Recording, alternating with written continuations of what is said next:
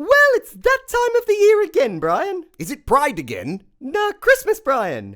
Merry Christmas. Now it's Happy Holidays, Sandy. Happy holidays, or whatever it is you identify as celebrating. Oh, thanks, Sandy, and a very happy holidays to you too. Did you leave some cookies out for Santa this year? Not this year, Brian. They're $12 a packet at the moment.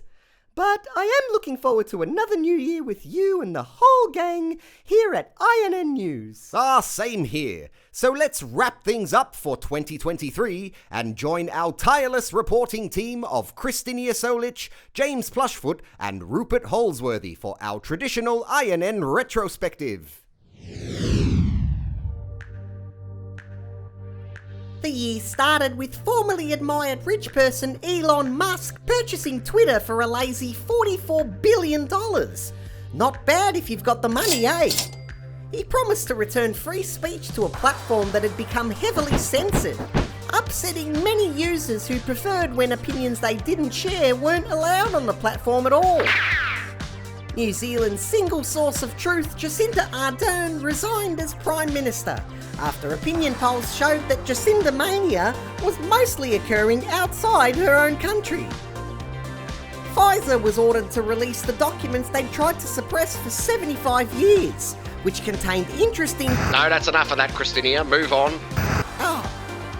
German police had their hands full arresting Greta Thunberg at a climate protest and dealing with a real-life wizard. And Novak Djokovic upset Australians by being allowed to re-enter their country and then winning their tennis open for the 10th time. Western media went into fear-mongering overdrive as alleged Chinese spy balloons were discovered crossing US and Canadian airspace. Reports focused on aliens and unidentified anomalous phenomena, as politicians displayed a staggering inability to provide straight answers about the series of events. I mean, my phone's ringing off the wall, and we got a president of the United States and not saying anything. World Pride met the Sydney Mardi Gras for the first time, creating a rainbow explosion comparable to the rising number of children identifying as trans across the Western world. A different type of explosion affected residents of East Palestine, Ohio, where a train derailment became an environmental disaster after officials opted to conduct a controlled burn on the chemical tankers, the easiest and cheapest solution. And no one wanted to be near the 5-cent coin-sized radioactive capsule that went missing in Western Australia. A mistake by the world's second largest mining company, which cost them a fine of 1,000 Australian dollars. Big Bash cricket barely kept Joe Sockick awake, but he did muster up the courage to finally ask INN meteorologist Jane Bunyan out on a date for Valentine's Day. The French went mad over another captain's call by President Macron, this time raising their retirement age and fueling the fire of protesters who've been trying to be heard by him for the past 7 years. Sources of esteemed journalist Seymour Hersh concluded that the Russian-owned Nord Stream gas pipeline servicing Europe was sabotaged by the US. If Russia invades, there will be no longer a Nord Stream 2. We will bring an end to it. The Silicon Valley, First Republic and Signature banks all collapsed within a month. $556 billion in assets wiped out as many bet on woke policies being at the core of the failures. Everything, Everywhere, All at Once cleaned up at the 95th Academy Awards, which did not feature any assaults on stage this year. However, slap fighting took off as a popular sport for modern times, and the IPCC's 6th climate change report provided a proverbial slap in the face for governments and corporations not doing enough to support the new worldwide green economy. NATO chose the middle of a war between Russia and Ukraine, two nations divided over borders and military allegiances, to extend its military alliance to Finland, a country sharing a 1,300-kilometre border with Russia. A 21-year-old airman on a gaming chat site leaked classified Pentagon documents that exposed secret military tactics about the war in Ukraine or something like that. All I remember is the Stormy Daniels stuff and the first Trump indictment, and then the second and the third and the fourth. Self-proclaimed women's rights activist Posey Parker was upstaged by some prancing, dancing Nazis that showed up for the cameras in Melbourne, while Bud Light got rejected by Americans after promoting trans activist Dylan Mulvaney. The only real signs of intelligence seem to be coming from AI, as ChatGPT got busy passing law and business exams and destroying the education system. The former Prince of Wales was crowned King Charles III, to the astonishment of people suffering through a cost of living crisis, although Meghan Markle and Stan Grant kept people interested and talking about the event. TikTok received some heat as countries around the world scrambled to ban government employees from using the app, which made no difference to its rampant use amongst young people, particularly during their school day. New South Wales police flexed their muscle, tasering a 95-year-old woman with dementia in aged care. And INN celebrated its first anniversary. The Hand and the whole team at Lost Socks Studios shared a behind-the-scenes look into the characters and inspiration behind our information news network. Yevgeny Prigozhin, a former hot dog salesman and right-hand man of Russia's Vladimir Putin, led his Wagner military group to a rebellion against Russian leadership. Unfortunately, the rebellion lasted just on 4 days before being abandoned and reversed. But that didn't stop the mainstream reporting on the huge embarrassment for Putin and the turning point in the war on Ukraine. 2 months later, Prigozhin was dead in a mysterious plane accident while the war in Ukraine continued. A non-binary transgender nuclear engineer and Deputy Secretary of the Biden administration was charged and sentenced after stealing designer luggage at Dallas Airport and allegedly wearing the dresses inside at a work function. A Titan submersible vehicle was crushed by the ocean as the middle class on the internet laughed out loud at the rich elites inside. And a woman has been charging Gen Z workers $480 an hour to help them overcome their fear of phones and microaggressions. Let me show you how to pick this up and make it happen. In sport, Manchester City achieved the historic treble, including their first ever UEFA Champions League win. And in weather, Canada got smoked out by record-setting wildfires.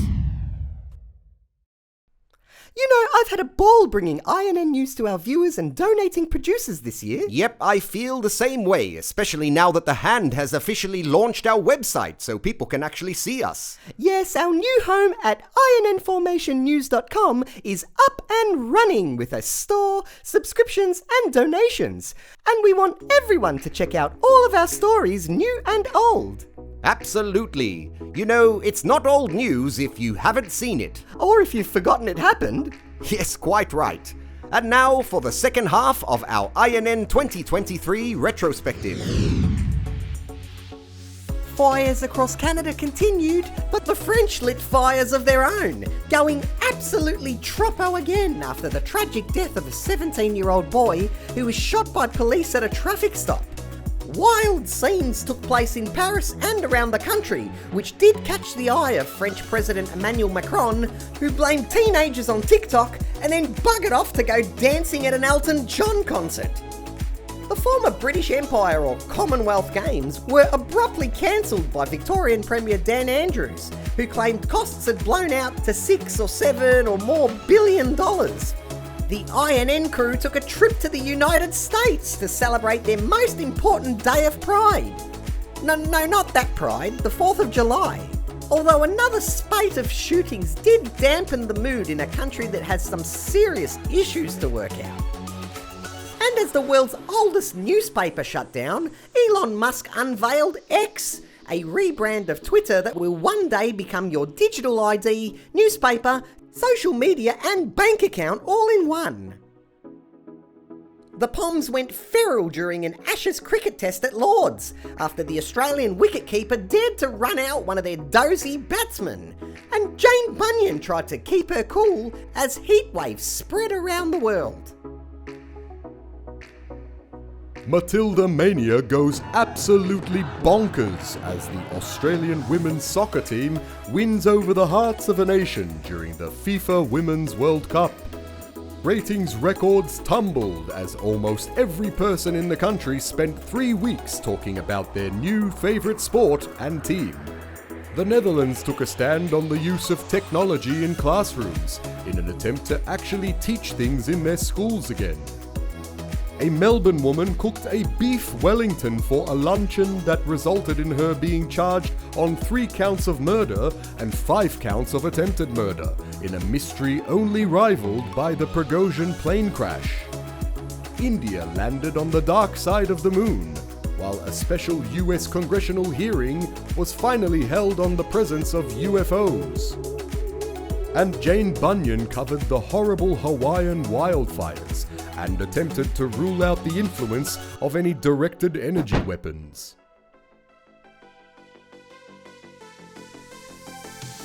Victorian Premier Daniel Andrews finally resigned. INN's Joe Sockick presented a special look back at the greatest moments of the Teflon-coated man's career, which brought so much safety and effectiveness to his constituents, whether they wanted it or not. Canadian Prime Minister Justin Trudeau has had a rough patch, publicly accusing the Indian government of murder, before hosting Ukrainian President Zelensky in Canadian Parliament, where they both gave a standing ovation to a 98-year-old former Nazi. INN discovered conflicts and wars happening outside of Russia and Ukraine. And US police celebrate as they finally get around to making an arrest in the 1996 murder case related to influential rapper Tupac. And Collingwood won the AFL Premiership, rewarding its army of fans who'd survived 2 years of heart-stopping, myocarditis-inducing football that led to their record-equalling 16th premiership. Australia's referendum on instating an Indigenous voice to Parliament was emphatically voted down across every state and territory in the country, except for Canberra, of course. The long campaign divided itself down the usual left and right political lines, causing some to wonder why the approximately $450 million spent on the vote wasn't actually used to help people in need. War broke out between Israel and Palestine after 3,000 Hamas militants killed well over 1,000 civilians and kidnapped almost 250 others in a terrifying and surprising attack. The Israeli government retaliated with force, causing the world to divide down the usual left and right political lines again.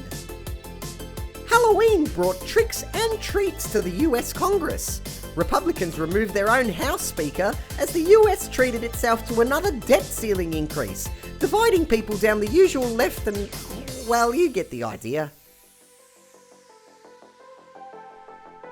UK PM Rishi Sunak sacks his Home Secretary Suella Braverman after she made comments on immigration and Palestinian protesters that were way too conservative for his Conservative Party, proving you need to be in formation with everyone if you're going to be in formation.